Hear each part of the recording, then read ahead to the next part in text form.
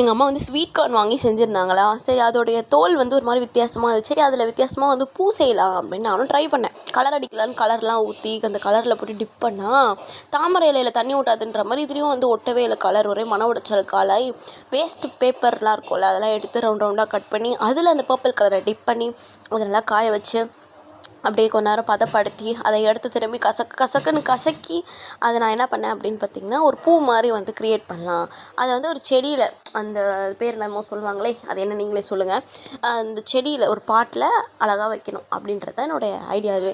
So நானே எல்லாமே பண்ணேன் பாருங்கள். கடைசியில் திரும்பி எடுத்து இன்னொரு தடவை அந்த பர்பிள் கலரில் டிப் பண்ணி சுற்றி எடுத்து அந்த ஒரு குச்சாக இருக்குல்ல, இதில் வந்து எல்லாத்தையும் ஒட்டி வச்சுட்டு இந்த காஞ்சி போன செடியை எடுத்து உடச்சி அதில் எல்லாத்தையும் ஒட்டிட்டு திரும்ப இந்த இடத்தெல்லாம் க்ளீன் பண்ணிட்டேன் நானே. ஸோ ஒரு ட்ராயிங் என்ன பண்ணுறோன்னா க்ளீன் பண்ணிவிட்டு அவுட்புட் பாருங்கள் எப்படி இருக்குன்னு சொல்லிட்டு நல்லா இருக்கா அப்படின்றத கமெண்ட்டில் சொல்லுங்கள். அப்புறம் என்னோடய ஆர்ட்டுக்காக ஒரு பிளேஸ் வந்து ரெடி பண்ணியிருக்கேன், அதில் திரும்பி வச்சுட்டேன். இதையும் எப்படி இருக்குது அப்படின்றதை கமெண்ட்டில் சொல்லவும். டாடா பாய் பாய், வேறு வீடியோவில் பார்க்கலாம்.